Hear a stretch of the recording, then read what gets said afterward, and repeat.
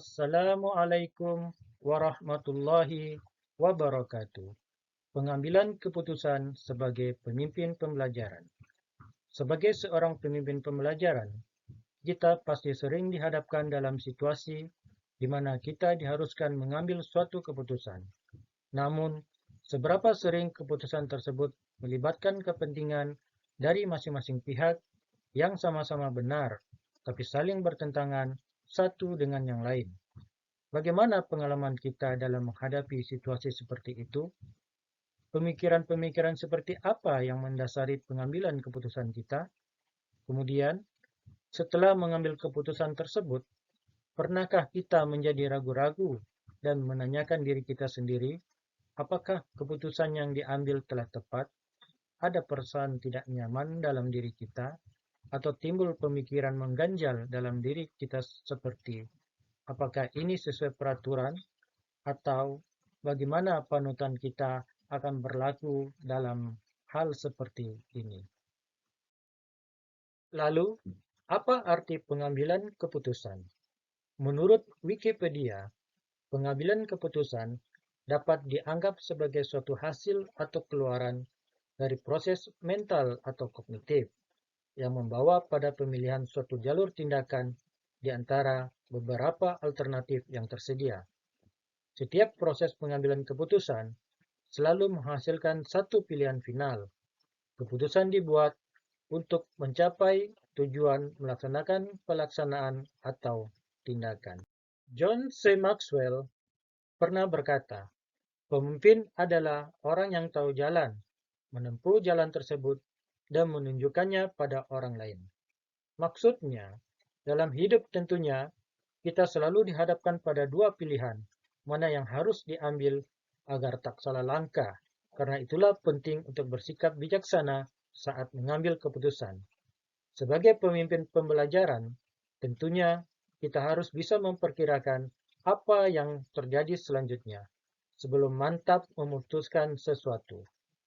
Seperti pepatah bijak yang mengatakan, setiap pilihan pasti ada risikonya.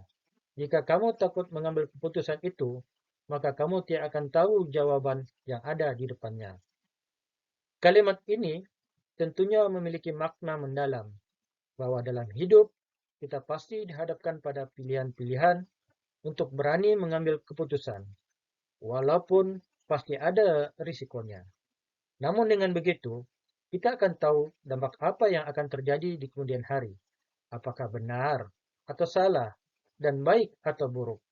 Itulah yang sering kita alami, yang dinamakan dilema etika dan bujukan moral. Setiap keputusan mempunyai kadar tingkatan yang berbeda-beda. Keputusan biasanya memiliki 4 tingkatan, yaitu keputusan otomatis, keputusan yang berdasarkan informasi yang diharapkan, keputusan yang berdasarkan pertimbangan, serta keputusan berdasarkan ketidakpastian ganda. Ada dua jenis keputusan, yaitu keputusan pribadi dan keputusan bersama. Tujuan pengambilan keputusan dapat dibedakan atas dua, yaitu satu, tujuan bersifat tunggal, yaitu terjadi apabila yang dihasilkan hanya menyangkut satu masalah, artinya sekali diputuskan dan tidak akan ada kaitannya dengan masalah lain. Dua, tujuan bersifat ganda, yaitu terjadi apabila keputusan yang dihasilkan itu menyangkut lebih dari satu masalah, artinya bahwa satu keputusan yang diambil itu sekaligus memecahkan dua masalah atau lebih yang bersifat kontradiktif atau bersifat tidak kontradiktif. Berdasarkan pemaparan di atas, kita sebagai pemimpin pembelajaran harus dapat mengambil keputusan berdasarkan pengetahuan yang baik. Oleh karena itu, sebagai dasar pijakan, maka kita harus menerapkan 3 prinsip dilema etika, 4 paradigma dilema etika, dan 9 langkah pengujian dan pengambilan keputusan. Adapun prinsip pengambilan keputusan harus berdasar 1. Berpikir berbasis hasil akhir. 2. Berpikir berbasis peraturan. Dan 3. berpikir berbasis rasa peduli. Adapun 4 paradigma dalam pengambilan keputusan. 1. Individu lawan masyarakat. 2. Rasa keadilan lawan rasa kasihan. 3. Kebenaran lawan kesetiaan. 4. Jangka pendek lawan jangka panjang.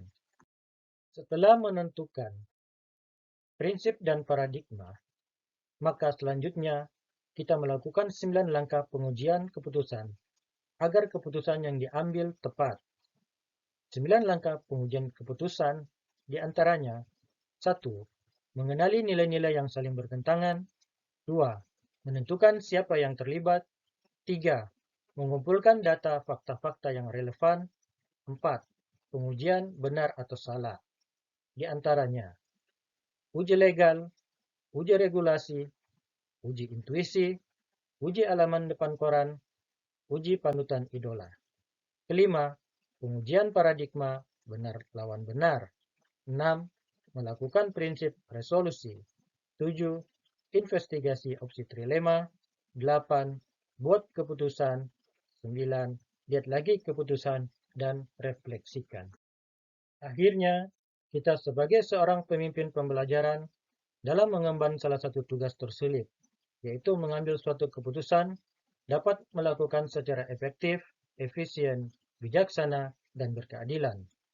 Keputusan-keputusan ini, secara langsung atau tidak langsung, tentunya menentukan arah dan tujuan institusi atau lembaga yang kita pimpin nantinya.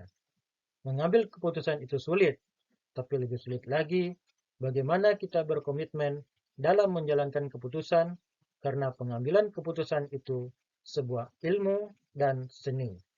Semoga pengambilan keputusan yang tepat akan berdampak kepada mutu pendidikan yang didapatkan guru dan semua murid dalam mencapai merdeka belajar, mewujudkan komunitas sekolah yang berprofil Pancasila dan sesuai dengan semboyan Ki Hajar Dewantara, ing ngarso sung telodo, ing madyo mangunkarso, tuturi handayani.